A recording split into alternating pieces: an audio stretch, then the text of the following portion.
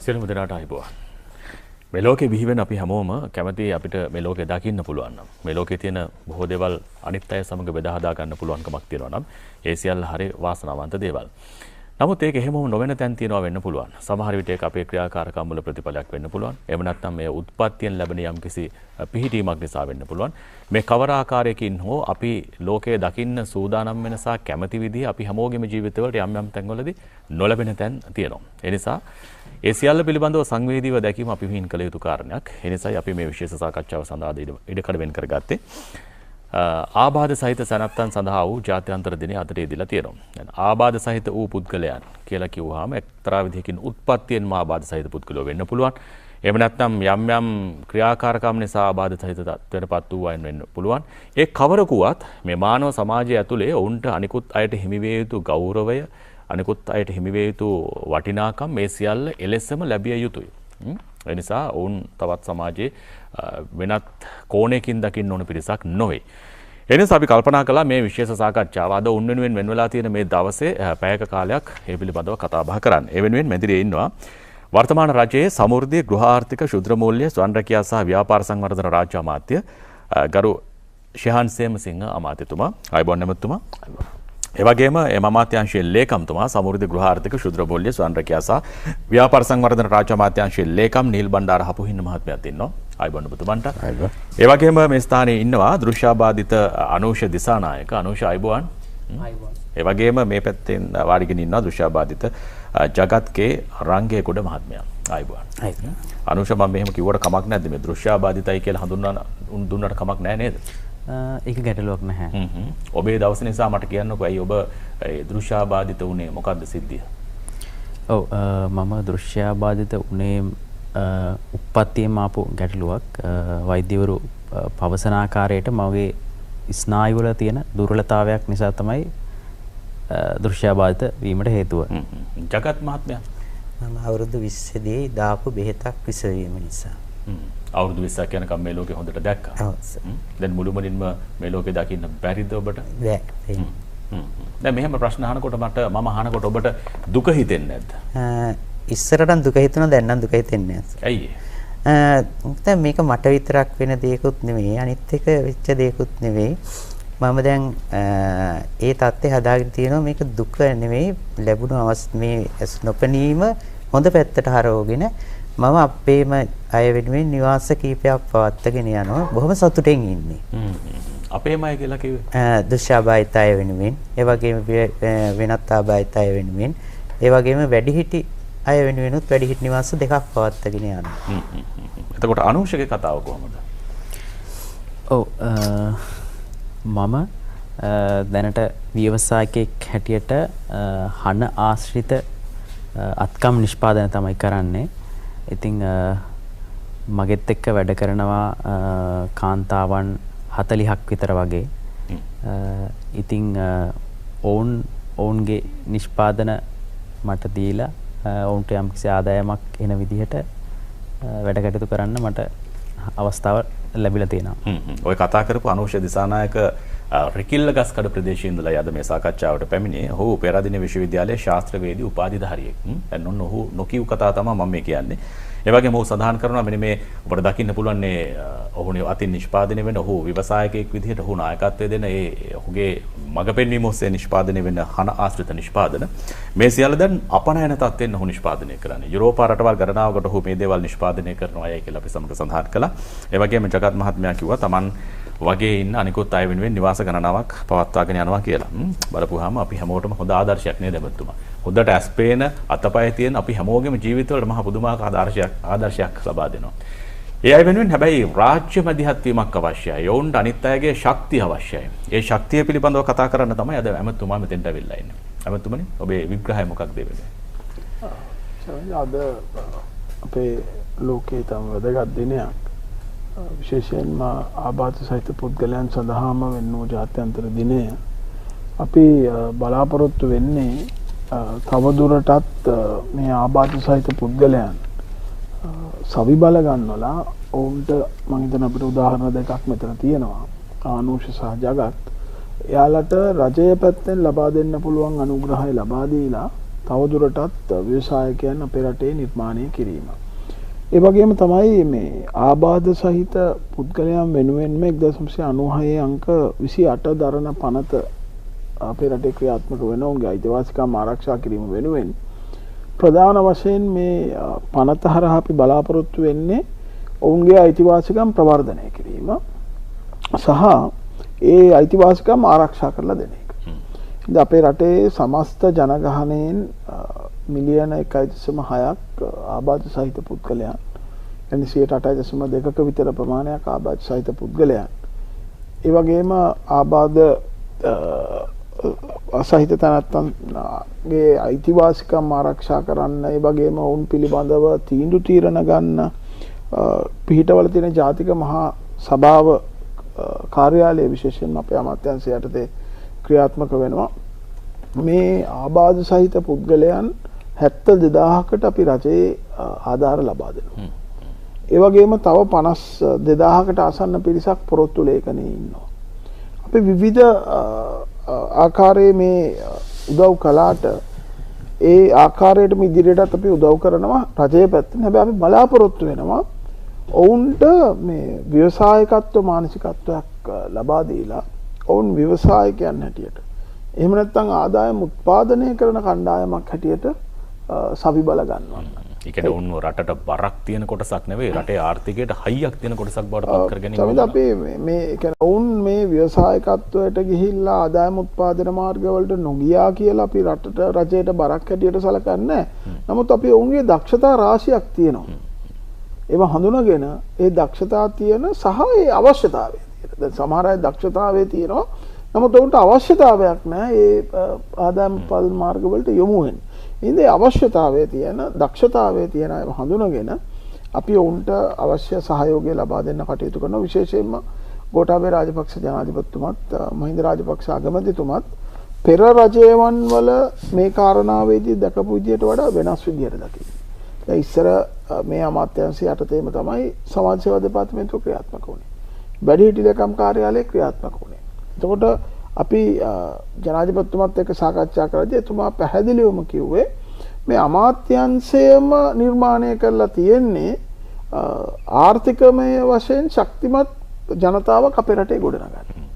ඒ හින්දා මේ සවි බල ගැන්වීමේ මානසිකත්වය ඇමතිවරයාගේ ඉඳලා නිලධාරීන්ගේ ඉඳලා ප්‍රතිලාභ ලබන කණ්ඩායම දක්වාම ගලා යන ක්‍රමවේදයට තමයි මේ අමාත්‍යාංශ නිර්මාණය කරලා තියෙන්නේ. විශේෂයෙන්ම අපි සතුටු වෙන්න ඕනේ විශේෂ භාර කැබිනට් ඇමතුමා හැටියට තිකරු අගමැතිතුමා මේ සම්බන්ධයෙන් විශාල අවධානයක් යොමු කරලා තියෙනවා. දැන් සාමාන්‍යයෙන් අපි විශේෂයෙන්ම මේ දිනය සැමරීමක් මෙතෙක් සිදු වෙලා තියෙනවා. හැබැයි මේ පවතින COVID-19 වසංගත තත්ත්වයට එක්කලා අපිට මේ දිනය ඒ පෙර පැවැත් වූ ආකාරයට පැවැත්වීමේ හැකියාවක් පවතින සෞඛ්‍යමය මාර්ගෝපදේශයන්ට අපි අනුගත විය යුතු හින්දා අපි බලාපොරොත්තු වුණා මේ වතාවේ මාධ්‍ය භාවිතා කරලා ඔවුන් දැනුවත් කිරීම, සමාජය දැනුවත් කිරීම මේ සම්බන්ධයෙන් සිදු කරලා ඔවුන් අපේ රටේ කොන් වෙන්නේ නැති අපේම කණ්ඩායමක් හැටියට හඳුනගෙන ඒ වැඩ කටයුතු කරන්න. ඒ හින්දා ඉදිරියේදී අපි බලාපොරොත්තු වෙනවා විශේෂයෙන්ම රජයේ හැටියට දැනට ක්‍රියාත්මක වෙන්නේ අපි ස්කන්නාඩි ඊට අමතරව අත්වාරු රෝදපුටු කිහිලිකරු මේ ආදි වශයෙන් අවශ්‍ය උපකරණ ලබා දීම සිදු කරනවා. ඊට අමතරව මේ ශ්‍රවණ උපකරණ තවත් කෘත්‍රිම පාද ට්‍රයිසිකල් මේ වගේ උපකරණ අවශ්‍යයට අපි ඒව ලබා දීම සිදු කරනවා. ඒ වගේම විශේෂයෙන්ම මේ ආබාධ සහිත පුද්ගලයන් ඉන්න පවුලක ඔවුන්ට ඉඩමක හිමිකාරීත්වයේ තියෙනවා නම් අපි නිවසක් ඉදිකිරීම සඳහා 2,50,000ක් මුදලක් ලබා දීමට රජය කටයුතු කරනවා. ඊට අමතරව නිවස අලුත් වැඩියා කරන්න. සමහර බොහෝ වෙලාවට ඔවුන්ට විශේෂ අවශ්‍යතා තියෙන පුළුවන්. ඒවට ගැළපෙන ආකාරයට අලුත් වැඩියා කරන්න අපි රුපියල් 1,50,000ක් දක්වා ඔවුන්ට ලබා දීම සිදු කරනවා. ඒ වගේම තමයි සුවං රැකියා කරනවා. ඒක ආබාධ සහිත පුද්ගලයෙක් වෙන්න පුළුවන්. ඒ වගේම එයාලට රැකවරණය ලබා දෙන පුද්ගලයෙක් බාරකරුවෙක් වෙන්න පුළුවන්. ඒ අයට අපි සුවං රැකියා ආරම්භ කිරීම සඳහා ආධාර, මුල්‍යමය ආධාර, අපිට තාක්ෂණික ආධාර දෙන්න උදව් දෙන්න පුළුවන්. මෙහෙයවීම කරන්න පුළුවන්. ඒ කටයුතු කරන්න පුළුවන්. ඊළඟට සැත්කම් සඳහා ඖෂධ මිලදී ගැනීමට, සායන වලට යන්න අවශ්‍ය ප්‍රවාහන දීමනා ලබා දීම, අපි මාසික ජීවන ආධාරයක් රුපියල් 5000ක ලබා දෙනවා. ඊට අමතරව වකුගඩු රෝගීන් සඳහා රුපියල් 5000ක දීමනාවක් ලබා දෙනවා. ඊළඟට වෙන කුසලතා තියෙන එක ක්‍රීඩා කුසලතා තියෙන අය වෙන්න පුළුවන් දරුවෝ. ඊළඟට අධ්‍යාපනීය කුසලතා වෙන්න පුළුවන්. ඔවුන්ට අවශ්‍ය උපකරණ සහ මූල්‍යමය සහයෝගය. ඊළඟට විශේෂයෙන්ම අපි ඉදිරියේදී බලාපොරොත්තු වෙනවා මේ අපේ රටේ ආබාධිත සහිත පුද්ගලයන් සඳහාම වෙන්නු. එයාලා රැක බලා ගන්න කවුරුත් නැත්නම් ඒ අය සඳහාම වෙන්නු මධ්‍යස්ථාන 3ක් අපේ රටේ නිර්මාණය කරන්න අපි බලාපොරොත්තු. දැනට විවිධ මධ්‍යස්ථාන තියෙනව නේද මතුමා? මධ්‍යස්ථාන කීපයක් තියෙනවා. එකක් තමයි ඒවා පුද්ගලිකව පාලනය වෙන ඒවා. පළාත් සභාවත් එක්ක එකතු වෙලා පාලනය වෙන ඒවා. ඉතින් අපි මධ්‍යම රජය හැටියට විශේෂයෙන්ම කිසිම කෙනෙක් නැතුව වුණ ආබාධ තත්වයට වුණාම එයාලා සමාජය තනි වෙන්න පුළුවන්. රැක බලා ගන්න කවුරුත් නැති වෙන්න පුළුවන්. ඒ අය වෙනුවෙන්ම වෙන්නු මධ්‍යස්ථාන කීපයක් තමයි අපි සකස් කරන්න බලාපොරොත්තු වෙන්නේ. මොකද අගමැතිතුමා විශේෂයෙන්ම ආබාධ වලට ලක් නොවෙච්ච අය කෙරෙහි අපි රජයක් හැටියට අවධානය යොමු කරනවා. සමානවම මේ ආබාධ සහිත පුද්ගලයන් වෙනුවෙන් අපේ අවධානය යොමු කරන්න කියන කාරණාවට අපිට උපදෙස් ලබා දීලා තියෙනවා. ඊළඟට අපි 2021 වර්ෂයේ ඉඳලා විශේෂයෙන්ම තැලසීමියා රෝගීන් රාශියක් ඉන්නවා. ඔවුන් වෙනුවෙනුත් මේ ජීවන ආධාරය ලබා දෙන්න අවශ්‍ය ඒ කැබිනට් අනුමැතිය මේ වෙනකොට අපි ලබා ගන්න කටයුතු කරලා තියෙනවා. අපි හිතනවා අපිට පුළුවන් මේ ආබාධ සහිත පුද්ගලයන්ගේ මානසිකත්වය ඉහළ මට්ටමකට ගෙනල්ලා එයාලත් ජාතික ආර්ථිකයට දායකත්වය ලබා දෙන කණ්ඩායමක් හැටියට පත් කරනවා. ඒ ජාතික ආර්ථිකයට දායකත්වයක් සහිත පිරිසක් බවට මේ ඇත්තෝ පත් කරගන්නවා නම් හොඳ ව්‍යුහයක් මානව සම්පත ගලාගෙන යාම වෙනුවෙන් නැත්නම් මේ පරිපාලන මේ ව්‍යුහයක් අවශ්‍යයි.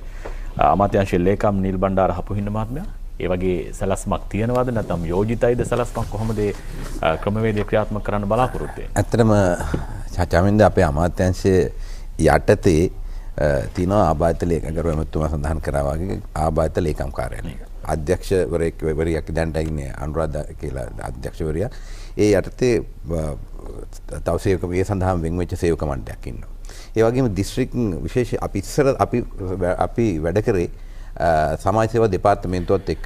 සමා වෙන මට තප්පර කීපයක් දෙන්න වෙලාව බලන්න. හොඳයි නවත්තපු තැනින් පටන් ගමු. ඊට පස්සේ සමාජ සේවා දෙපාර්තමේන්තුව අපෙන් ගිලිහුණාට පස්සේ දැන් තාමත් අපි දෙපාර්තමේන්තුවත් එක්ක වැඩ කරනවා. මොකද ජාතිකම ඒ කියන්නේ දීපප්‍රියාප්ත වැඩ කරන ජාලය අපිට තිබ්බේ සමාජ සේවා දෙපාර්තමේන්තුවත් එක්ක. නමුත් අපි ඒ සඳහා පසුබට වෙන්නේ නැහැ. මොකද ඊට වැඩි ලොකු ජාලයක් අපිට තියෙනවා සමෘද්ධි සංවර්ධන දෙපාර්තමේන්තුව. ඒකේ නිලධාරීන් 28000කට ආසන්න ප්‍රමාණයක් ඉන්නවා. ඒතර මේ අයත් අපි සම්බන්ධ කරගෙන තමයි මේ සැරේ අපි මේ ජාතික තේමාව හැටියට ගත්තාම ජාතික දිනේ අපි මේ සමරන්නේ 1997 ඉඳන් අපි සමරගෙන ආව දිගටම. දැන් මේ සැරේ විශේෂ අපි අවධානය යොමු කරලා තියෙනවා සවි බල ගැනීම කියන එකට. මොකද මේ ආබාධිත රටක ශිෂ්ටත්වයේ තියෙන්නේ අපි කොහොමද වැඩිහිටියෝ බලාගන්නේ ළමයි බලාගන්නේ ආබාධිත තත්ත්වයේ පසු වුණාය බලාගන්නේ කියන එක. ඒ අනුව අපි කල්පනා කරා මේ ආබාධිත කණ්ඩායම් කොටස් තුනක් ඉන්නවා. එකක් තමයි කිසිම ආකාරයකින් අපිට ඒ අය සවි බල ගැනීමට හෝ වෙන රැකියාවක් කරන්න බැරි කට්ටිය. එතකොට ඒ සඳහා දීමනාවක් අපි ආණ්ඩුවෙන් දැන්ටමත් ලබා දෙනවා. ඒ අය මම හිතන්නේ 72000කට ආසන්න ප්‍රමාණයක අපි ඒ අයට ලබා දෙනවා දීමනාව. ඊට අමතරව සමෘද්ධි සහදානදාරයත් ඒකෙන් 150කට අපි ලබා දෙනවා. අනික් කොටස ගත්තාම ඒ අයට ඇත්තම රැකියාවක් කරන්න පුළුවන්. රැකියාවක් කිරීමට අවස්ථාවේ සැලසෙලා තිනවා. ආණ්ඩුව විශේෂයෙන්ම පියවරක් අරන් තිනවා ඒ අයට යම් පෞද්ගලික ව්‍යවසායකයෙක් ආබාධිත තැනැත්තෙක් ලබා ගන්නවා නම් ඔවුන්ගේ වැටුපෙන් 150ක් ගෙවනවා. එහෙම නැත්නම් රුපියල් 15000ක ප්‍රමාණයක් ආණ්ඩු දායක වෙනවා කියන එක. අනිත් කොටස තමයි මේකේ වැදගත්ම කොටස මේ අය මේ ඔබතුමා ගත්ත ප්‍රවේශය ඉතාමත්ම වැරදි. මේ අපි දෙන්නටම ඉස්සෙල්ලා ඔබතුමා අවධානය යොමු කළා මේ ජගත්තයි මේ දෙන්නට. ඇත්තටම මේ අය ව්‍යවසායකයෝ හැටියට රටට යන එක. අනිත් එක මේ අය කැමති නෑ මේ කායවත් අනුකම්පාවක් ලබන්න. මේ ගොඩක් කට්ටියට මම කතා කරා. ඒ අය එහෙම කැමති නෑ. ඒ අය කැමති ඒ තමුන්ගේ අයිතිවාසිකම් ටික ආරක්ෂා කරගෙන මේ ඇත්තටම මට ඇත්තටම සන්තෝෂයි. මොකද මේ ජගත් යටතේ මම හිතන්නේ මේ හොඳට ක්‍රියා කරන 40ක් විතර ආසන්න ප්‍රමාණයක් වැඩ කරනවා. ඒ වගේ තවත් මම මේ අවස්ථාවේ තව එකක් කියන්න පුළුවන්. මට තවත් පෞද්ගලික අත්දැකීමක් වුණා. ඒක ලංකාවේ තියෙන හොඳම රෙස්ට් හවුස් එක පාලනය කරේ ආබාධිත තැනැත්තෙක්. එයා යටතේ මම හිතන්නේ 150කට වැඩි ප්‍රමාණයක් වැඩ කරා. ඒක අදටත් බය නැතුව කියන්න පුළුවන් ලංකාවේ තියෙන හොඳම රෙස්ට් හවුස් එක. අපි පේරාදෙණි රෙස්ට් හවුස් එක. ඒ වගේ කොටසක් ඉන්නවා. මත ඒ වගේ අපි මේගොල්ලොන්ට යම්කිසි අවශ්‍යතාවයක්, ඒ කියන්නේ මේගොල්ලන්ගේ පොඩි අවශ්‍යතාවයක් ටිකක් සම්පූර්ණ කරොත් එහෙම කරන්න පුළුවන් කැපවිච්ච කට්ටියක් ඉන්නවා. අනිත් එක තව එකක්. තව ව්‍යවසායකයෝ මේ ගායගේ විශේෂ හැකියාවල් හඳුනාගත්ත ව්‍යවසායකයෝ ඉන්නවා. එතකොට ඉල්ලන්නේ මේ කියන්නේ එක ගාමන්ට් ෆැක්ටරි එක ඒගොල්ලෝ ඉල්ලලා තිබ්බේ අර වැඩි ඇවිදින්න අර මේ කරන්න බැරි ඒ අය විතරක් දෙන්න කියලා. මොකද ඒ අය මං හිතන්නේ ඒ අදාළ කාර්යයට විතරක් ඒගොල්ලෝ යොමු වෙන නිසා. එතන මං හිතන්නේ අපිට ඒ ආබාධිත නැත්තන්ගේ විශේෂ හැකියාව හඳුනාගත්තොත් අපිට ඒගොල්ලෝ යම් තැනකට ගේන්න පුළුවන්. විශේෂයෙන්. හොඳයි. අමතුමාර මුලින් සඳහන් කළා වගේ හරි සාම්ප්‍රදායික වනේ මේ අය දිහා ආණ්ඩුවක් බැලුවේ. අර කිව්වා ආධාර ලයිස්තුව යම් විදිහකින් දීලා ආණ්ඩුව කය වැයකින් මේ දේවල් කරලා උන්ට යම් සහනයක් සැලසීමක් හිතේ සන්තෝෂයට යමක් කරා මිසක් ඔවුන්ගේ ශක්තිය මේ රටට ගන්න උත්සාහයක් තිබුණේ නැහැ. හැබැයි වැඩේ අලුත් වැඩක් දැන් ඔබතුමා කියන්නේ. හැබැයි මේක බාහිර දූර කාර්යයක් වෙන්න පුළුවන්. කොහොමද මේක සැලසුම් කරලා තියෙන අර ප්‍රාදේශීය දැන් ගමක ඉන්න කෙනෙක් කොහොමද මේ ජාතික කාර්යභාරයකට සම්බන්ධ කරගන්නේ? චමින් වයින් හොඳ ප්‍රශ්නයක්. අපි මේ දෙන්නම ගත්තා මං හිතන්නේ ඒකටම ආදර්ශයක්. ඒකම අපි මේ වෙනකොට ප්‍රාදේශීය ලේකම් තුමාලත් එක්ක එකතු වෙලා මේ හඳුනා ගැනීම සිදු කරන්න අවශ්‍ය වැඩපිළිවෙල ක්‍රියාත්මක කරලා තියෙනවා. ඇත්තටම අපි මේ ආණ්ඩුවේ ප්‍රවේශය ඒක මේ ආබාධ සහිත පුද්ගලයන් සඳහාම පමණක් නෙවෙයි. මොකද මේ ජනතාවගේ ගැටලු ඔවුන් निराකරණය කරගත යුතු ප්‍රශ්න වැඩි වෙන්නේ ඔවුන්ගේ ආර්ථිකයත් එක්ක එන ප්‍රශ්නයත් එක්කලා. එන ආර්ථිකයේ ශක්තිමත් වුණාම ඔවුන්ට අනික් ප්‍රශ්න විසඳා ගැනීමට යම් ආකාරයක සහනයක් බවට ඒක පත් වෙනවා. ඒ හින්දා අපි කල යුත්තේ ඔවුන්ව සල්බල ගැනීම. අපි සතුටු වෙනවා විශේෂයෙන්ම අතිගරු ජනාධිපතිතුමත් අගමැතිතුමත් මේ අද අපේ රජයේ ප්‍රතිපත්තියම රජය විසින් සිදු කරන සෑම කාර්යයකම ප්‍රතිලාභ සමාජයේ සෑම පුරවැසියෙකුටම ගලාගෙන යන ක්‍රමවේදයක් හදන එක. ඊළඟට අපි මේ ආබාධ සහිත පුද්ගලයන් සඳහාම පමණකුත් නෙවෙයි අපි සමෘද්ධි දීමනාව ලබන පුද්ගලයන් බැලුවත් අද වෙනකොට 17,18කට ආසන්න ප්‍රමාණයක් සමෘද්ධි දීමනාව ලබනවා. අපි ඔවුන්ගේ මේ දීමනා ලබා දීම කප්පාදුවකට කිසිම අවස්ථාවක බලාපොරොත්තු වෙන්නේ නැහැ. හැබැයි අපේ බලාපොරොත්තු අපිට උපදෙස් ලැබිලා තියෙන්නේ. වැඩපිළිවෙල තියෙන්නේ. මෙයාලගේ ආර්ථික ශක්තිය දැන් මේ රුපියල් 5000ක දීමනාවක් ලබන කෙනෙක් අපිට පුළුවන් නම් 25000ක 30000ක ආදායමක් ගන්න කෙනෙක් බවට පරිවර්තනය කරන්න.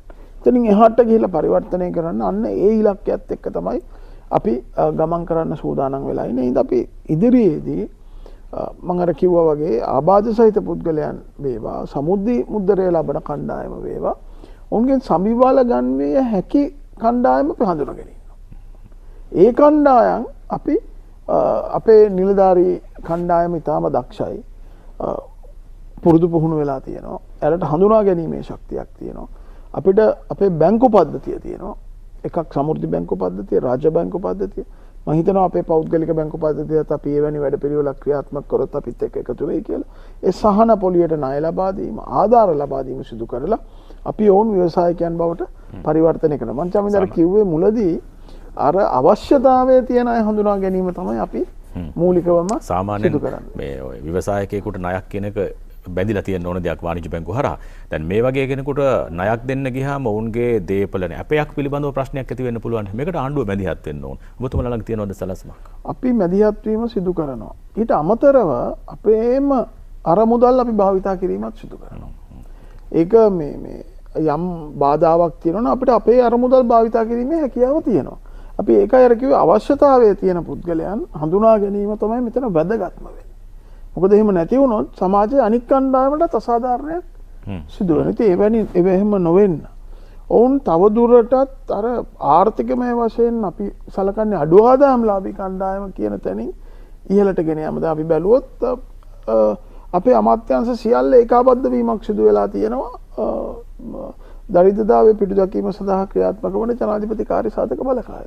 බසිර රාජපක්ෂ හිටපු ඇමතුමා නායකත්වයේ දෙන එතනින් සිදු කරන්නේ මේ හැම පැතිකඩම එකද කරනවා. අපි මාසයකට සැරයක් දෙසරක් මාස දෙකකට සැරයක් අපි සාකච්ඡා කිරීම සිදු කරනවා. ඒ වගේම සියලුම අමාත්‍යාංශ වලට වගකීම් බාර දීලා ඒව පිළිබඳව අධ්‍යයනයක් කරලා ඒ වගේම යම් යම් දුර්වලතා තියෙනවා නම් ඒවට අපි විසඳුම් ලබා දීලා අපි ගමන් කළ යුතු මාර්ගය පිළිබඳ ඒකාබද්ධ වැඩසටහනක්. දැන් අපි දැක්කා විවිධ අවස්ථාවන් වලදී රජයවන් වල අමාත්‍යාංශ එකිනෙකා හුදකලාව තමයි කටයුතු කරන්නේ. හැබැයි දැන් අපි එහෙම කටයුතු කරන්නේ නැහැ. අපි සියලුම අමාත්‍යාංශ ඒකාබද්ධ වෙලා ඉන්නේ. ඒ කියන්නේ අපි ප්‍රධාන කමිටු 4ක් පත් කරලා යටිතල පහසුකම් සංවර්ධනයට, ජීවනෝපාය සංවර්ධනයට මේ ආදී වශයෙන් අමාත්‍යාංශ පත් කරලා ඒ එකිනෙකට ඒකාබද්ධ වෙන අමාත්‍යාංශේ කමිටු වලට දාලා තියෙනවා. එහෙනම් අපි දිස්ත්‍රික්ක 25ම රැස් වෙනවා. අපි ප්‍රගතිය සමාලෝචනය කරනවා. අපි තවදුරටත් අවධානය යොමු කළ යුතු කාරණා ගැන කතා කරනවා. හින්දා අපිට අමාත්‍යාංශයේ ව්‍යුහය ක්‍රියාත්මක කිරීම සඳහා අවශ්‍ය පහසුකම් ටික ලැබිලා තියෙනවා. වගේම ඒ සියල්ල ඒකාබද්ධව කටයුතු කිරීමේ මෙහෙයවීමත් අපිට ආණ්ඩුවක් හැටියට සිදු වෙනවා. හින්දා දුර්වලතා අවම වෙන ආණ්ඩුවක් හැටියට අපි නිතරම මේ සහතිකය දෙන්නේ එක. එතනදී මම නැවතත් කියනවා අපි සමාජයේ කිසිම කණ්ඩායමක් අතහැරලා රජයේ අරමුණ වෙලා යන්න අපි සූදානම් නැහැ. ඉතින් හැම කෙනෙක්ම මේ රජයේ වැඩපිළිවෙල තුල සක්‍රීයව දායකත්වය දක්වන පුරවැසියන් බවට පත්වීම තමයි අපේ බලාපොරොත්තුව. අනුෂ දැන් බැංකුවකින් ණයක් ලැබෙනවා නම් තව තවත් දිරිගැන්වීම් හම්බ වෙනවා නම් මේ වගේ ව්‍යවසායක කටයුතු තවත් ශක්තිමත්ව කරන්න පුළුවන් නේද?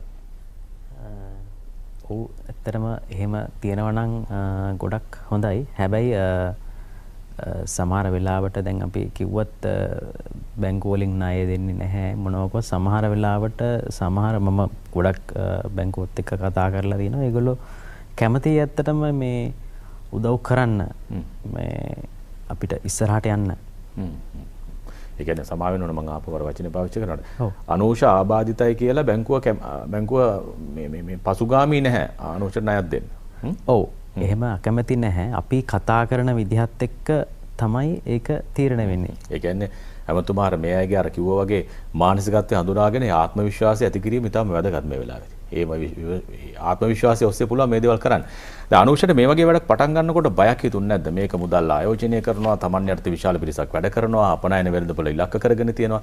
මේක Tamanට තියෙන මේ ආබාධිත තත්ත්වයන් එක්ක ජය ගන්න නිකම් හිතට ආවේ නැද්ද මේක මන්දගාමී සිතුවිල්ලක් එහෙම? ඔව් ඇත්තටම ශමින්ද මම මේ ඉස්සෙල්ලා මම විශ්වවිද්‍යාලේ යන කාලේ ඉඳන් මම මේ බැලුවේ දැන් අපේ ආබාධිත අය තැන් තැන් වල ගිහිල්ලා සල්ලි එකතු කරනවා. ඒ වගේ විවිධ දේවල් කරනවා. ඉතින් ඒගොල්ලෝගේ ආර්ථිකය බොහොම අඩුයි. ඉතින් ඒක නිසා මේ මට හිතුනේ ඒකට විසඳුමක් හොයන්න ඕන කියලා තමයි මම ඇත්තටම මේ ව්‍යවසායකත්වයට මේ එන්නෙම. ඉතින් මම විවිධ අධ්‍යයනයන් කර ඉන්න දවස්වල තමයි මට මේ අත්කම් මේ නිර්මාණයන් ගැන දැනගන්න හම්බුනේ.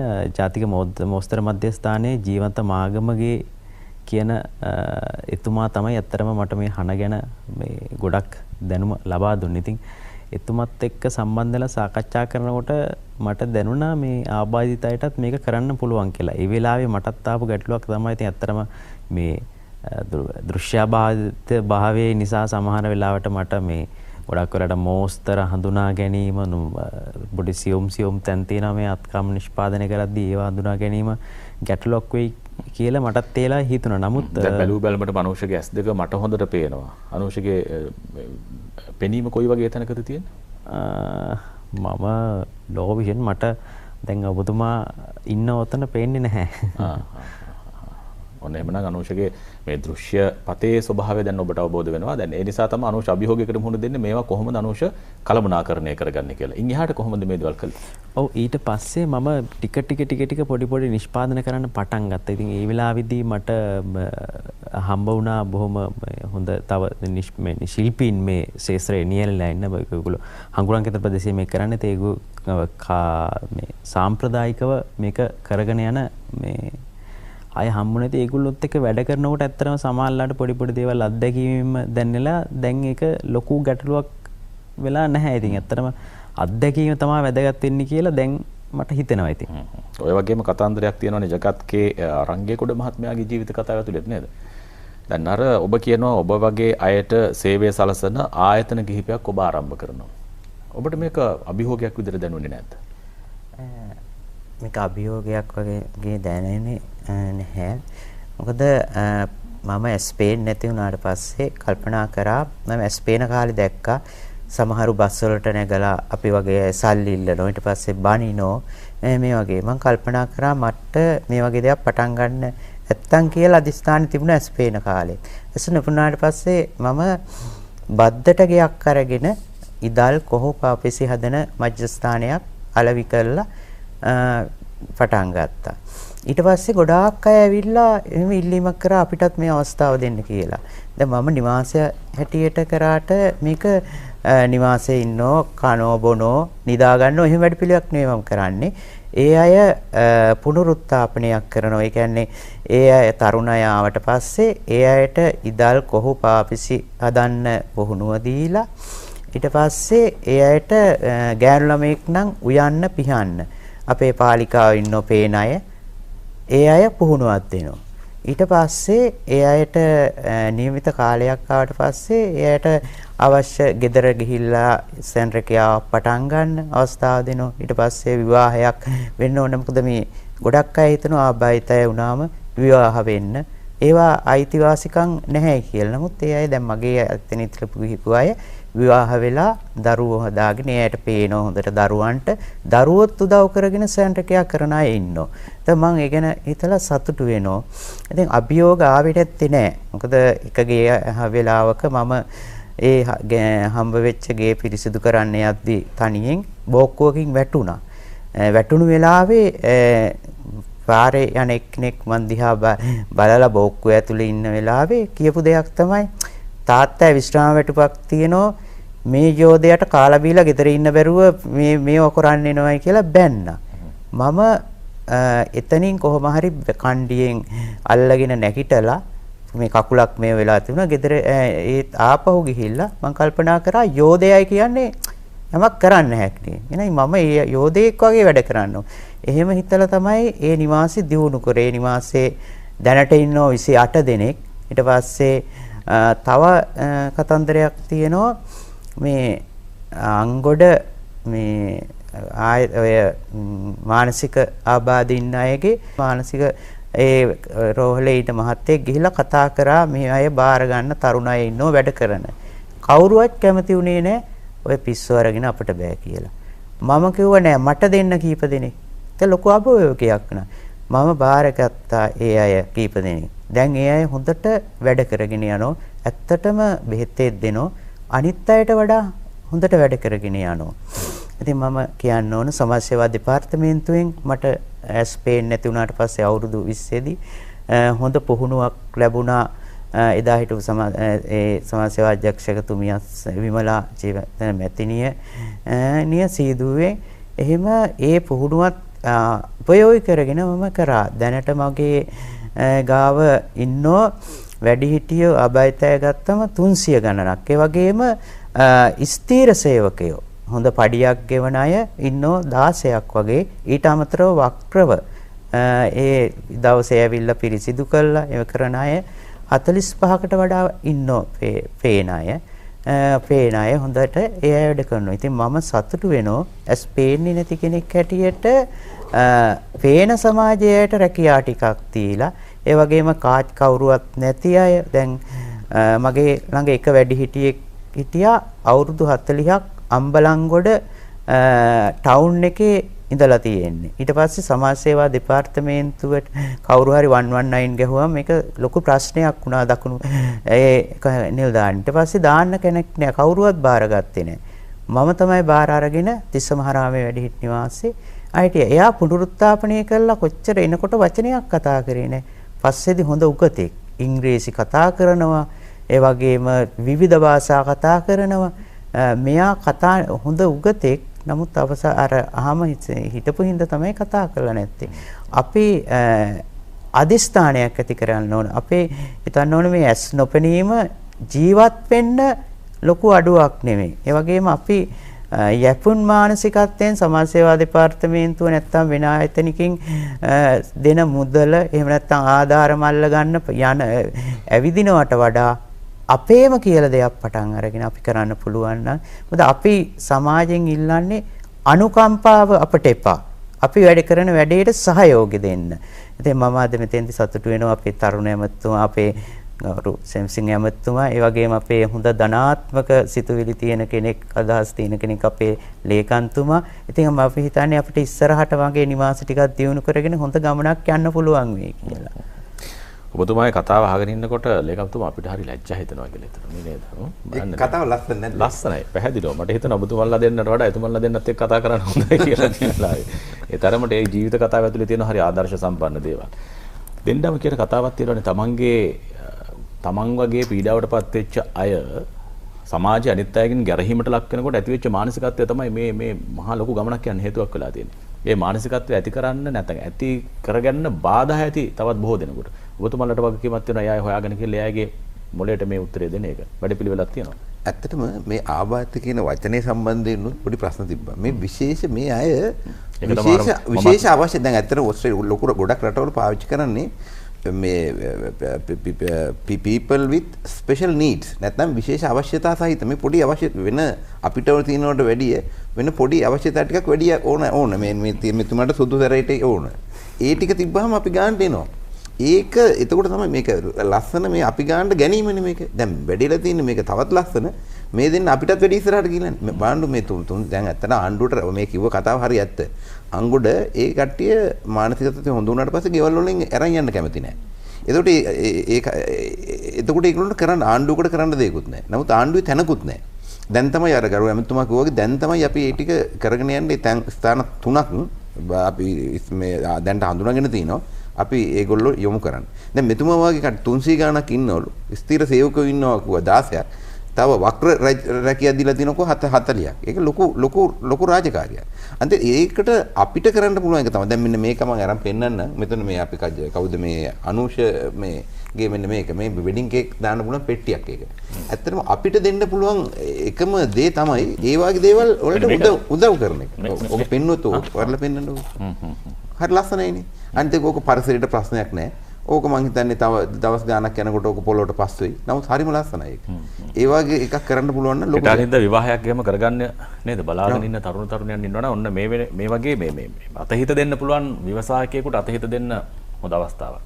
ඒ නිසා ඔබත් ඒක ගැන හිතන්න. හොඳයි. ඔබේ කතාව. තව ඉල්ලීම් තුනක් තියෙනවා පොඩි කරන්න මේ මොකද මේ අද දවසේ එක මේක මං කැමති අපි දැන් ගරු එමතුමා කිව්වා වගේ පවුල් 1000ක් ඉදිරි වර්ෂය තුල මේ වගේ අය සවි බල ගන්නන්න බලාපොරොත්තු වෙනවා පවුල් 1000ක්. පවුල් 1000ක් කැමති අය. ඒ කැමති අය ඉන්නවනම් අපිත් එක්ක ලියාපදිංචි වෙන්න අපිත් එක්ක සම්බන්ධ වෙන්න. එතකොට අපි අයට දෙන්න පුළුවන් පුහුණුව මූල්‍ය උපකාර අපි කරලා ඒගොල්ලෝ යම් මට්ටමකට අපි ගන්න පුළුවන් කියලා. මම හිතන්නේ ඒගොල්ලෝ කැමැත්තෙන් ඉදිරිපත් වෙන අයට අපිත් එක්ක ඉල්ලන්න පුළුවන්. දෙවෙනි කාරණේ තමයි අපි මේ පනත සංශෝධනය කරන්න බලාපොරොත්තු වෙනවා. එතකොට පනතට තම යෝජනා ඉදිරිපත් කරන්න මේ ජනතාවට පුළුවන්කමක් තියෙනවනේ. මම කියන්නේ සියලුම දෙනාට පුළුවන් මේ පනතට යෝජනා ඉදිරිපත් කරන්න. තව එකක් තමයි මේ වගේ නිෂ්පාදන. නිෂ්පාදන කියන්නේ මේ ආබාධිතයගේ නිෂ්පාදන සමාජයට අරන් යන්න. නමුත් ඒගොල්ලෝ එක කරන්න පුළුවන් කතා කර ඉන්නවට වැඩිය ලොකු දෙයක් තමයි නිෂ්පාදන මිලදී ගැනීම. ඒක කරන්න පුළුවන් ලොකු දෙයක්. අවසාන වශයෙන් මේ ප්‍රවේශ මාර්ග මේ නීතියක් අපි සකස් කරලා තිනවා. ප්‍රවේශ මාර්ග ඒ කියන්නේ රජයේ බිල් ගොඩනැගිලි, පෞද්ගලික ගොඩනැගිලි, තව වෙන ගොඩනැගිලි ඒ ගොඩනැගිලි වලට ඇතුල් වීමේදී ප්‍රවේශ මාර්ග ඇතුළත් කරන්න කියලා. සමහර අය ඉන්නවා ඒක නැතුව මේ නීතිය ක්‍රියාත්මක කරන්න නැතුව හදන. ඊට පස්සේ අපිට ඒක ආයේ කරදරයක්. අපි ඒ තැන් වලට ලියන්න ඕන, ඊට පස්සේ ඒක වෙනස් කරන්න කියන්න ඕන. නමුත් මේකට කාරුණික අවධානය යොමු කරලා මේ බිල් ගොඩනැගිලි ඉදිරි කරනකොට මේ ආබාධිතය කෙරෙහි සැලකිලිමත් වෙලා ඒ ගොඩනැගිලි ඉදිරි කරන්න කියන එක. මොකද ඒක තමයි මම අර ඉස්සෙල්ලා කිව්වා වගේ ඒ අයට සලකන විදිහෙන් තමයි පේන්නේ රටක් කොයිතරම් සීලාචාරද කියන එක. ඒ තරම් එකට අනුගත වෙන්න කියන එක තමයි ඉල්ලන්නේ. හැමතුමා මේ වෙනුවෙන් සමාජයෙන් අනිත් පිරිස් සම්බන්ධ කරගන්න ඕනනේ. දැන් මේක මේ අර කිව්වා වගේ විශේෂ අවශ්‍යතා තියෙන පිරිසක්. ඒ නිසා අවශ්‍යතා දෙන්න ඕනේ ඇති හැකි අනිත් අය.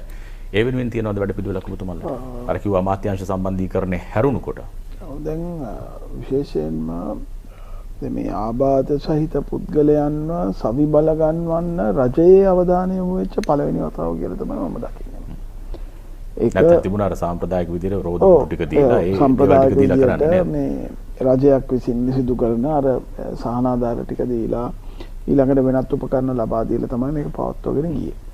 ඒ හින්දා අපි මේ වැඩසටහන උනත් චමින්ද බලාපොරොත්තු වෙන්නේ ඇත්තටම මේකේ රජයේ ප්‍රතිපත්තිය ප්‍රකාශ කරන්න මමත් ලේකම්තුමාගේ අවශ්‍යතාවයක් තිබ්බා ඇරෙන්න. මම හිතන්නේ මේ වගේ කණ්ඩායම් කෙරෙහි ඒ විශ්වාසය ගොඩනැගීම තමයි වඩා වැදගත් වෙන්නේ. දැන් අර කිව්වා වගේ අපි බලාපොරොත්තු වෙනවා මේ ව්‍යවසායකත්ව පුහුණුව ලබා දීලා ඒ රජය දෙන සහයෝගය බලාපොරොත්තු වෙන දහසක් සවි බල ගන්නවා. අඩු ආදායම්ලාභී කණ්ඩායම් වලින් තෝරගෙන. දැන් තාම අපිට හඳුනා ගැනීම සිදු කරන්න පුළුවන් තොරතුරු ලැබිලා තියෙන්නේ 550ක් විතර ප්‍රමාණයක්. ඒ හින්දා අපි බලාපොරොත්තු වෙනවා මෙන්න මේ ජාලය පුළුල් කරන්න එකක්. ඒකයි අර කිව්වේ සමහර විට මේ ජාලයන් වලට වැටෙන්නේ නැති කණ්ඩායම් ඉන්නවා අපිට ඒ බව ඒක දැනුම් දෙන්න කියන කාරණාව ඊළඟට අපි බලාපොරොත්තු වෙනවා.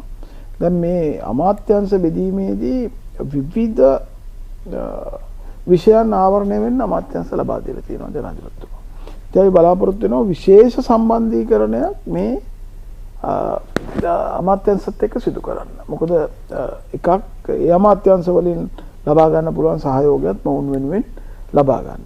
ඒ වගේම අපි හිතනවා අපි ඉදිරියේදී මේ පනත සංශෝධනය කරලා ඒ අවශ්‍ය නීති රීති රාමුව සකස් කරාම මීට වඩා වැඩි රැකවරණයක් සහ අයිතිවාසිකම් සුරක්ෂිත වීමක් වෙනුවෙන් කටයුතු කරාම අපි බලාපොරොත්තු වෙනවා අපිට ඒ තොරතුරු සහයෝගය ලබා දෙන්න පුළුවන් කණ්ඩායම් තව අපිත් එක්ක එයි කියලා. එකම මෙතෙක් මේ ආබාධිත මහලේකම් කාර්යාලයට වෙබ් අඩවියක් තිබ්බේ නැහැ.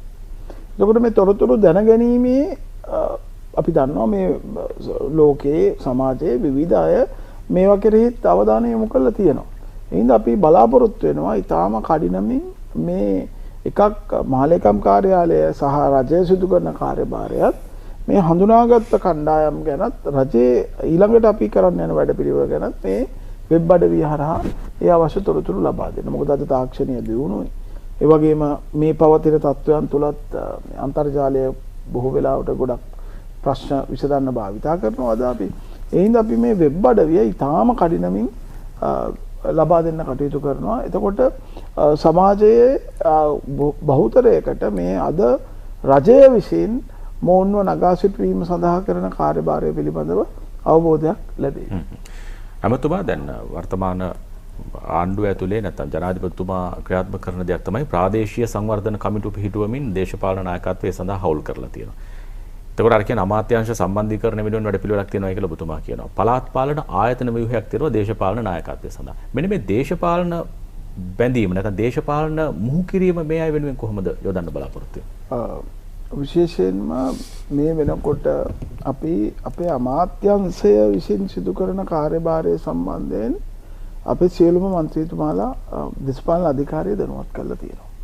එතකොට එයාලා මේ අමාත්‍යාංශයේ කාර්යභාරය පිළිබඳව පුළුල් දැනීමක් තියෙනවා. මේ අපි එක පැත්තකින් මේ සහනාධාරය ලබා දීම ගැනත් ඊට අමතරව කරන වැඩ කටයුත්ත ගැනත්. ඒ හින්දා අපි විශේෂයෙන්ම මේ ප්‍රාදේශීය සම්බන්ධීකරණ කමිටු බලාත්මක කරලා වැඩි බලයක් වුන්ට ලබා දීලා ජනාධිපතිතුමා ක්‍රියාත්මක කරන්න හදන්නේ මේ කුඩා ප්‍රදේශයක් ගත්තාම ඒ ග්‍රාම සේවසං 15ක් 20ක් 25ක් වෙන්න පුළුවන් 30කට ආසන්න ප්‍රමාණය. ඒ පිළිබඳව ඒ අවධානය යොමු කිරීම. ඊළඟට අපේ රටේ ප්‍රාදේශීය පළාත් පාලන ආයතන වලට නිශ්චිත කොට්ටාසයකට മന്ത്രിවරයෙක් නියෝජනය කරනවා. ඉතින් අපි සියලු දෙනාගේම බලාපොරොත්තු වෙන්නේ එකක් මේ ආබාධ සහිත පුද්ගලයන් වෙනුවෙන් අපි කරන කාර්යභාරයට සහයෝගය දැක්වීමයි.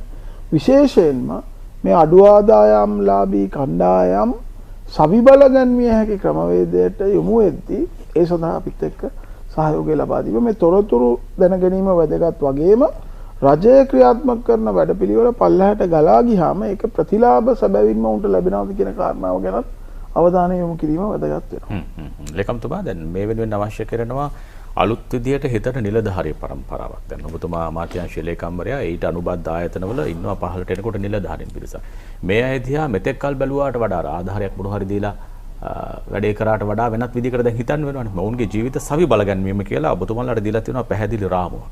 ඒ රාමුව වෙනුවෙන් ඔවුන්ගේ මානසිකත්වයක් හදන්න ඕන. මේ නිලධාරී වෙනුවෙන් වැඩපිළිවෙලක් තියෙනවා. ඇත්තටම වැඩපිළිවෙලක් තියෙනවා ගරු ජනාධිපතිතුමා අර රැකියා ලක්ෂයක් දීමේ වැඩපිළිවෙල පටන් ගත්තනේ. එතෙන්දිත් පැහැදිලිව එතුමා කිව්වා ආබාධ සහිත තැනැත්තන් ඉන්න පවුල් වලට හෝ ආබාධිත තැනැත්තන්ට ප්‍රමුඛත්වය දෙන්න කියලා. එතනින්ම පටන් ගන්න පුළුවන් වුණා අපිට මොකද ඒක විශේෂයෙන් හඳුනාගත්ත කොටසක් වුණා. ඒ වගේම අපි දැන් ඔය ගම්මට්ටමට යනකොට දැනටමත් අපි ගරු එමෙතුමා එතන සඳහන් කරා අපි දැනටමත් මේ ව්‍යවසායකයන් සම්බන්ධ ඒක කාරණා තුනක් මම කිව්වනේ. එකක් ඇවිල්ලා අපිට දැන් ආධාර අනිවාර්යෙන් මේ අයට ආධාර දිය යුතු ඒ අයට වෙන රැකියාවක් කරන්න බැරි අපි ඉතින් සුරැකියව බලාගත්තු යුතු කොටස. ඒගොල්ලෝ අපි අනිවාර්යෙන් බලා ගන්න ඕනේ. දෙවෙනි කොටස ඔය රැකියාව ගත කරන කණ්ඩායම. තුන්වෙනි කොටස තමයි අපි දැන් පවුල් 1000ක් සවිබල ගන්න. ඇත්තට අපි 1000ක් කියනකොට අපිට 500ක් සවිබල ගන්නට පුළුවන් වුණත් ලොකු දෙයක්. මොකද මේ වාගේ 500ක් හිටියක් කියන ලොකු වෙනසක් වෙයි රට. අපේ ජගත් මහත්මයාගේ පවුල් එහෙම අමුතුවෙන් සවි බල ගන්නවන්න දෙයක් නැහැ නේ. ඒ කතා කරන විදිහ බලපුවම අපිටත් ඒක ශක්තියක් වගේ ඒක නේ. ඒ නිසා මම හිතන්නේ අපි ඒ කරන වැඩපිළිවෙල සාර්ථක වෙයි කියලා බොහෝ දුරට බලප්. ඒක තමයි ඇත්තටම අපේ විශේෂයෙන් සඳහන් කරන්න ඕන අපේ මෙතෙන්දී අපිට තියෙන ජාතික මේ ආබාධිත ජාතික සභාවක් කියලා. ඒ සභාවේ ඒ අය ඔක්කොම ඉතා ධනාත්මකව මේ වැඩපිළිවෙලත් එක්ක අපිත් එක්ක සම්බන්ධ වෙලා ඉන්නවා. ඒගොල්ලොත් කියන්නේ මේ ආධාර කරනවට වඩා මේ වාගේ සවිබල ගැනීමක් ඒගොල්ලොන්ගේ හැකියාවන් අඳුනාගෙන ඒගොල්ලොන්ට අවස්ථාවක් දීම තමයි මෙතන වැදගත් වෙන්නේ. ඒගොල්ලොන්ට ගරුත්වයක් දෙන්න කෙනෙක් විතරයි කියන්නේ. අපේ ජගත් ආරංගේගොඩ මහත්මයා දැන් ඔබතුමල්ලා හමු වෙන ඇතිනේ දැන් ඔබතුමා වගේ දෘශ්‍යාබාධිත වෙන්න අනිත් අය ඔබතුමල්ලත් එක්ක කරුදුරු කරන්න හම්බ වෙන තැන් ඇතිනේ. විවිධ සංගම් තියෙනවා. ඒ වගේ තැන්වලදී සමහර විට ඔබතුමාට හම්බ වෙනවා ඇතිසා ඔබතුමත් එක්ක අර ඉන්න ආයතනවලත් ඉන්නවනේ ඔය වගේ විවිධ අවශ්‍යතා තියෙන අය නේද?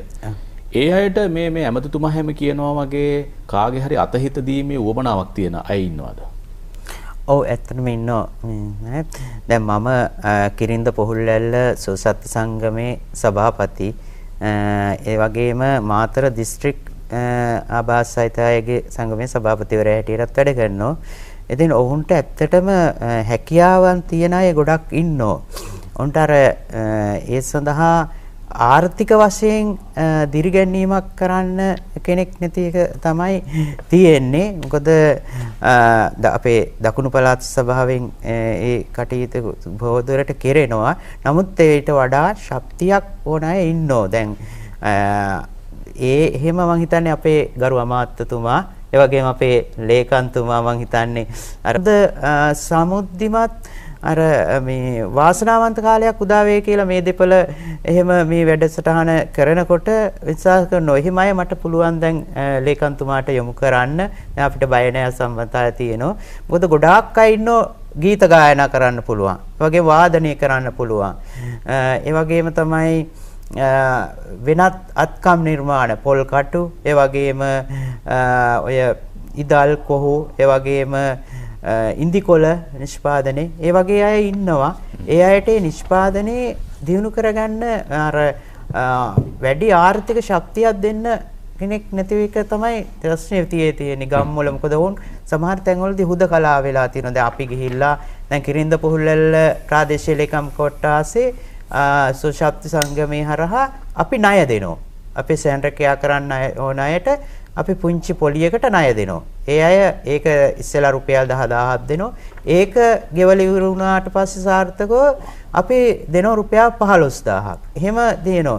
මම හිතන්නේ ඒ වැඩපිළිවෙල හැමතැනම ක්‍රියාත්මක වෙලා වුණොත් මම හිතන්නේ මේ කිසිම කෙනෙක් රටට බරක් නොවේ. ඒ වගේම තමයි දැන්. තව අනුෂ දැන් අනුෂයටත් ඔය අත්දැකීම ඇතිනේ. මේ වගේ වැඩපිළිවෙලක් ඔස්සේ ඇති හැකි පිරිසක් වෙන්න උවමනාවෙන් ඉන්න පිරිසක් ඔය අතර ඇති. හම්බෙලා තියෙනවද ඒ වගේ අය? ඔව් ඇත්තටම මේ අපෙත් එක්කත් මට දැන් හම්බෙනවා කට්ටිය. ඉතින් සමහර අයට මෙතුමා කිව්වා වගේම ඇත්තටම සමහර අය ඉන්නෝ විවිධ හැකියාවන් තියෙනවා. ඉතින් ඔවුන්ට ඒක කාටවත් පෙන්වන්න විදිහක් නැහැ. දැන් මම දන්න කෙනෙක් ඉන්නවා මේ රෝදපුටෝ කියන්නේ. ඉතින් එතුමිය මේ චිත්‍ර අඳිනව හොඳට. නමුත් ඒක අලෙවි කරගන්න ඉන්න විදිහක් නැහැ. වැඩි කට්ටියව හම්බ වෙන්නේ. ඔය වගේ ප්‍රශ්න තියෙන සමහර අය ඉන්නවා ඉතින්.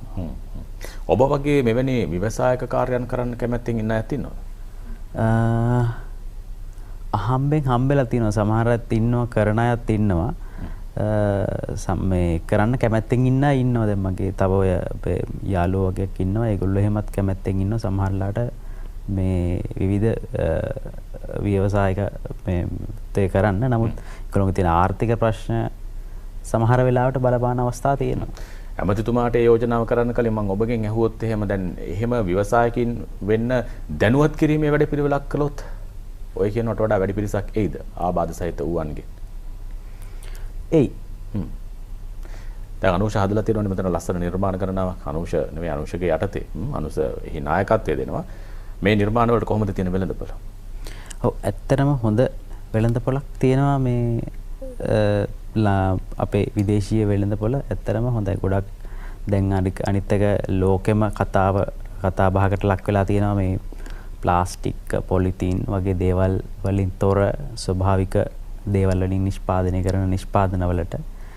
ඉතින් ඒ කතිකාවතත් එක්ක මුළු ලෝකෙ තුලම මේ වගේ නිෂ්පාදනයන්ට ඉල්ලුමක් තියෙනවා. දැන් එක්තරා තැනකදී කියවනවා නෑමතුමා මේ වගේ තියෙන නිෂ්පාදන වලට වෙළඳපළක් නැහැ. උන්ගේ තියෙන හැකියාව අලෙවි කරගන්න ක්‍රමවේදයක් නැහැ කියලා. දැන් එහෙම අයටත් උදව් කරන්න ඕනේ නේද ඔබතුමාලා? ඔව්. දැන් ඒ සම්බන්ධයෙන් විශේෂයෙන්ම වැඩපිළිවෙලක් තියෙන එකක් තමයි අපි ඉදිරි වර්ෂය සඳහා තරුණ කාන්තා ව්‍යවසායකයන් 25000ක් රටේ නිර්මාණය කරන්න මේ වෙනකොටම මුදල් වෙන් කිරීම මහින්ද රාජපක්ෂ මහත්මයා විසින් ණය ලේඛනයෙන් සිදු කරලා තිනවා. ඒක අපි බලාපොරොත්තු වෙන්නේ මේ කියන්නේ ඕනෑම අවස්ථාවක වෙළඳ පොළ ජාලය මේ දන්වැල බිඳ නොවැටි බෙදා හැරීමේ ක්‍රියාමාර්ගයකට යන්න. ඒකට අපි අවශ්‍ය ඒ වෙළඳසැල් නිර්මාණය කරද්දී එයාලට අවස්ථාව ලැබෙනවා. ඒ තමන්ගේ එකක් අත්‍යවශ්‍ය භාණ්ඩ සහ ඒ තමන්ගේ ප්‍රදේශයේ නිර්මාණය වන මේ වගේ දේවල් වලට වෙළඳපොළ මේ ඒ අලෙවි කර ගැනීම සඳහා අවස්ථාවක්. ඊළඟට ඉදිරියේදී අපි බලාපොරොත්තු වෙනවා මේ අපේ රජයේ ආයතන තුළ තියෙන මේ වෙළඳ ජාලය එක්ක ඒකාබද්ධ වෙලා ඔවුන්ට වෙනම භාණ්ඩ අලෙවි කිරීම සඳහා අවශ්‍ය ඒ අවකාශය ලබා දෙන්න.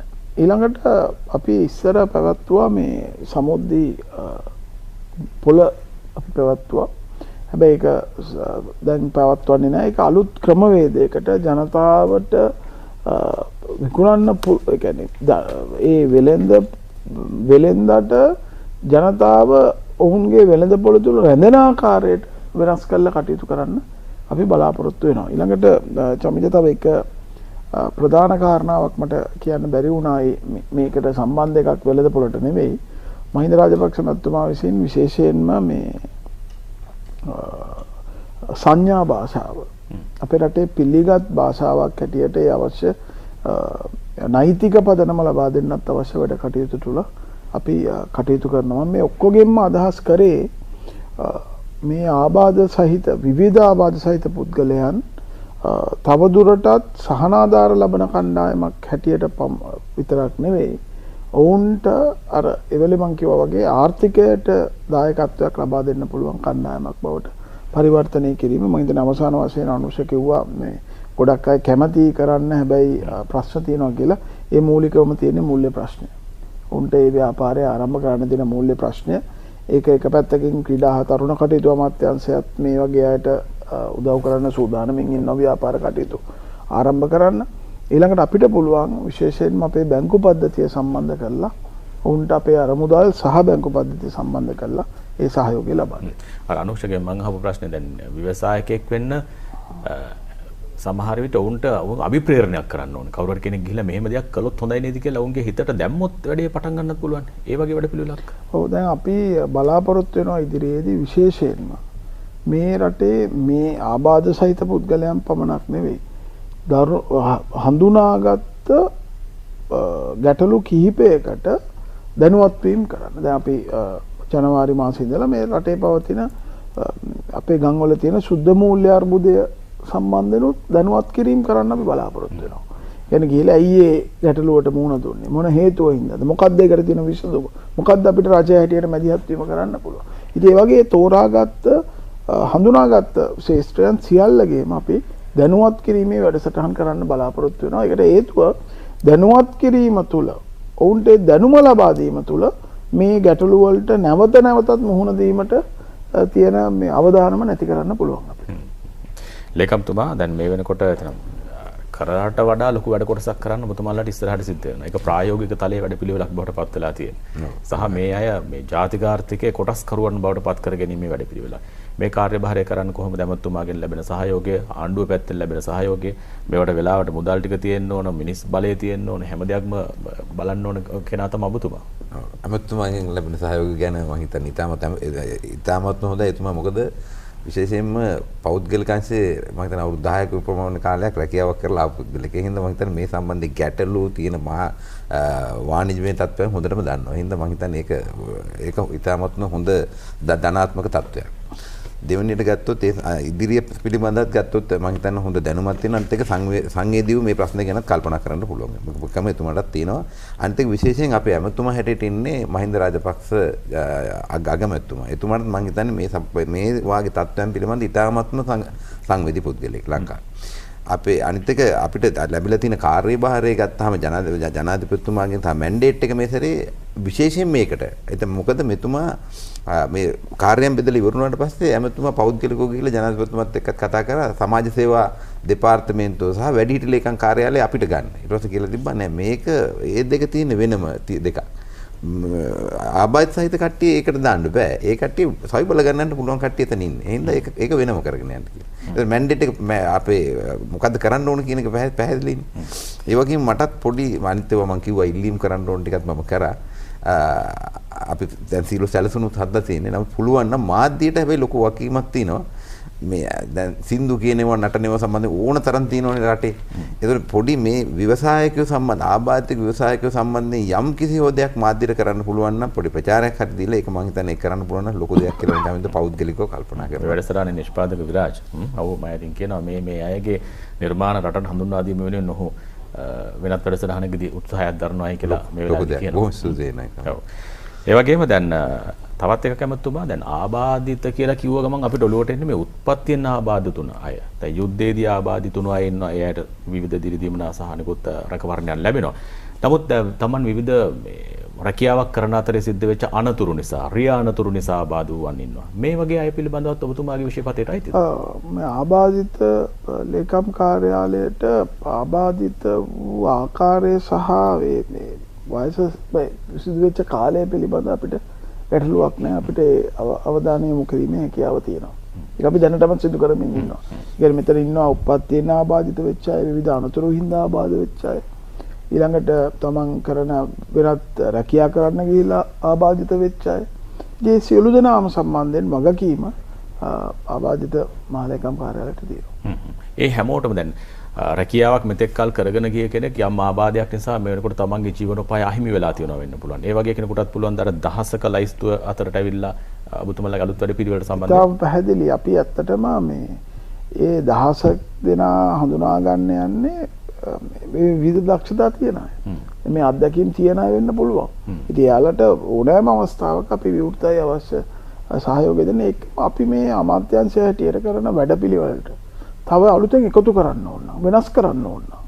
එයාට පුළුවන් අපිට ඇවිල්ලා ඒ දැනුවත් කිරීම කරන්න. දැන් අපි මේ ජාතික සභාව තුලත් කළ යුතු වෙනස්කම් ඔවුන් විසින්ම පත් කරගත්ත අනිකමුතු කීපයක් කරා තමයි ගන්න බලාපොරොත්තු වෙන්නේ. මේ වෙනකොටම පනතට සිදු කළ යුතු වෙනස්කම් වෙනත් තව මේ වගේ වැඩසටහන් වල දී කළ යුතු කාර්ය පිළිබඳව අපි වෙනම අමිකමුතු පත් කරලා මේ ජාතික සභාවට වගකීම දීලා තියෙනවා අපිට ඒ උන් දරන මතය සහ අදහස ලබා දෙන්න කියලා. ඒ හින්දා අපි කරන දෙයට අමතරව තව හොඳ වැඩක් කරන්න පුළුවන් නම් වෙනත් තව දෙයක් එකතු කරන්න පුළුවන් නම් අපි මේ වෙනස්කම් වලට සූදානම්. මේ සාකච්ඡාව අවසන් කරන්නත් මම එන්නේ අනුෂ සහ ජගත් ඔබ දෙදෙනා ළඟට. අනුෂ සමාජයට මොකද්ද දෙන්න තියෙන පණිවිඩය? දැන් ඔබ වගේ කෙනෙක් දිහා සමාජයේ ඉන්න අනිත් කෙනෙක් බලන්නේ වෙනස් විදිහකට වෙන්න පුළුවන්. අර මුලින් ඔබේ සිතුවිල්ල ඇති වුණා හා සමානව. එහෙම අදටත් තියනවාද? එහෙම තියනවා නම් එයාට මොකද්ද ඔබ කියන්නේ? ඔව් ඇත්තටම සමහර අයගේ ඔය කොච්චර වුණත් සමහරට තියෙනවා මෙයා ස්පේඩ් නැති කෙනෙක් නේ කොහොමද වැඩ කරන්නේ? ඒ වගේ මම නම් කියන්නේ ආබාධයක් තිබුණත් නැතත් තව කෙනෙක් මත යැපෙන්නේ නැතුව සහ මේ රටේ සංවර්ධනයට දායක වෙන්න ඒක තමයි අපිට කරන්න පුළුවන් ලොකුම දේ. තරුණ තරටෙන් විශේෂයෙන්ම කියනවා තමන් ගෙදරට වෙලා ඉන්නේ නැතුව නිකන් කාලේ නාස්ති කරන්නේ නැතුව තමන්ට පුළුවන් හැකියාකාරයෙන් මේ රටේ සංවර්ධනය වෙනුවෙන් වැඩ කරන්න කියලා පෞද්ගලිකව. බොහෝ දෙනෙක් බලාගෙන ඉන්නවනේ දැන් උත්පාදියක් ලබා ගත්තත් ඒ උපාදියට හරියන රස්සාවක් ඉල්ලලා උද්ඝෝෂණ කරන සම්ප්‍රදායක් තමයි අපේ රටේ තියෙන්නේ. ඔබත් උපාදිධාරියෙක්. දැන් ඒ වගේ අය මෙවැනි ව්‍යවසායකින් වෙන්න උත්සාහ දැරීමේ යම් අඩුවක් අපේ රටේ තියෙනවා. සමස්තයක් විදිහට ව්‍යවසායකින් අපේ රටේ අඩුයි. එවැනි පිරිස් වෙනුවෙන් දෙන්න තියෙන පණිවිඩය මොකක්ද? ඔව් මම නම් කියන්නේ ඇත්තටම උපාධිය ඉවර වෙලා උපාධියක් හෝ යම්කිසි අධ්‍යාපන මට්ටමකට ඉවර වෙලා ගොඩක් අය අපේ වෙලාවට ඇත්තටම උද්ඝෝෂණ කරනවා රැකියා ඉල්ලලා. ඉතින් මම නම් කියන්නේ එහෙම නොවි තමන්ට අපි ඉගෙන ගන්න අපි උපතේ ඉඳන් අපි බදු මුදල් වලින් ඉගෙන ගන්න. ඉතින් අපිට රැකියාවක් කරත් අපිට පටි හැටියට ලැබෙන බදු මුදල්. ඉතින් අපිට පුළුවන් නම් ඒ බදු මුදල් නොගෙන අපේ රටේ සංවර්ධනය වෙනුවෙන් දායක වෙන්න ඒක ලොකු දෙයක් කියලා මම හිතනවා. චාමින්ද මට විශේෂයෙන් කන්න අමතක වෙච්ච දෙයක්. මෙතුමට ආණ්ඩුවේ ජොබ් එකක් හම්බෙලත් මෙතුමා ගියේ නැති එක්කනේ උපාධාරී. ඒක මෙතුමා කිව්වේ නැති ඉඳ මම කියන්නේ. ඇයි නැත්තේ අනුජ? නෑ ඉතින් මට හිතුණා මේ ව්‍යවසායකත්වයේ කියන ඊට වඩා හොඳයි. මේක නිසා ඇත්තටම බොහෝ දෙනෙක් මගෙත් එක්ක අහුවෙලා වැඩ කරනවා. ඉතින් ඒගොල්ලොන්ට මම ගියාම ඒගොල්ලෝගේ ආදායම් මාර්ගය අහිමි වෙනවා සහ මේක ඊට වඩා සතුටුයි තෘප්තිමත් ඉතින්. ඇස් හොඳට පෙනෙන කෙනෙකුට පේන දුරට වඩා බොහෝ දුරක් ඔබගේ දෘශ්‍යාබාධිත තත්ත්වයේ තිබුණත් මේ සමාජයේ වෙනුවෙන් දකින්න. ඔබට බොහොම ස්තුතිවන්ත වෙනවා අපි. ජගත් මහත්මයා මොකද්ද මේ සමාජයෙන් කරන ඉල්ලීම? අපේ ආබාධ සහිතය දැක්කම සමහරව හිතන්නේ මොනවා හරි දීලා එයාට පිනක් සිද්ධ කරගන්න බලන්නේ. දැන් එහෙම නෙවෙයි අපි දිහා අනුකම්පාව අපිට එපා. අපිට ඕන සහයෝගය. ඒ වගේම අපේ ආබාධ සහිතයගෙනුත් මම ඉල්ලන්නේ තමන්ගේ ආබාධ සහිතභාවය විකුණන්න මාකට් කරන්න යන්න එපා. ඒක ඒක තුලින් සාදීනව ජීවත් වෙන්න සාදීනව නැගී සිටින්නේ කියලා. මොකද මේ පිනක් කරගන්න බලනවායි කියලා මම කිව්වේ ගොඩාක් ආබාධිතය දැක්කම කෙනෙක් ටවුන් එකකදී බත් පැකට් එකක් දැන් මම පහුගිය දවසේ බැංකුවකට යන්න ගිහිල්ලා ඉන්නකොට එක නෝනා කෙනෙක් ඇවිල්ලා බත් පැකට් එකක් දුන්නා මේක මගේ මහත්තයාට පින් සිද්ධ වෙන්න තියාගන්නයි කියලා. මම බත් පැකට් එක ගන්න ගාම මේ නෝනාගේ අතින් අල්ලගත්තා. මං හිතුවා මට ගහවි කියලා. මං අල්ලගෙන කිව්වා නෝනා බොහොම පින් ඔබතුමේ දුන්නට මම මේ වගේ නිවාස කීපයක් කරනවා මේ බත් පැකට් එකට වඩා වටිනෝ මට මේ නිවාස වලට ඇවිල්ලා ඔබතුමීට කරන්න පුළුවන් උදව්වක් කරන්න කියලා. ඇත්තට මේ තුමිය ඇවිල්ලා මට ලක්ෂ 2ක විතර උදව් කරා. මම තුමිය කිව්වා මෙච්චර කල් මං හිතා හිටියේ ආබාධිතය කිව්වම මේ සුදු ඇඳුමක් ඇඳගෙන පාරේ ඉන්නකොට අපි මොනවා හරි දීලා පින් සිද්ධ කරන්නේ. ඒක වෙනස්. මොකද අපිටම තමයි මේ ආකල්පය වෙනස් කරන්න පුළුවන් වෙන්නේ. ඒක තමයි නේද ඔබතුමා 300කට කන්න බොන්න දෙනවයි කියන එක අය දැනගන්න නැති ඒ වෙලාව. ඒක නිසා මේ අය දිහා අපි බලන විදිහ වෙනස් කරගන්න ඕන තැනක්. බොහොම ස්තුතිවන්ත වෙනවා රිකිල්ලගස් කඩේ ඉඳලා ආපු අනුෂ්‍ය දිසානායක ඔබට. ඒ වගේම කිරින්ද පුහුල්වැල්ලේ ඉඳලා ආපු ජගත් කේ රංගේගොඩ මහත්මයා ඔබටත් අපි ස්තුතිවන්ත වෙනවා. ඒ වගේම ආබාධ සහිත තැනැත්තන් සඳහා වන ජාත්‍යන්තර දිනය වෙනුවෙන් මේ විශේෂ සාකච්ඡාවට පැමිණීම පිළිබඳව සමෘද්ධි ගෘහ ආර්ථික ක්ෂුද්‍ර මූල්‍ය ස්වයං රැකියා සහ ව්‍යාපාර සංවර්ධන රාජ්‍ය අමාත්‍ය ගරු ශේහන් සේමසිංහ අමාත්‍යතුමනි ඔබතුමාට බොහොම ස්තුතියි. ඒ අමාත්‍යාංශයේ ලේකම් නීල් බණ්ඩාර හපුහින්න මහත්මයාටත් ස්තුතියි.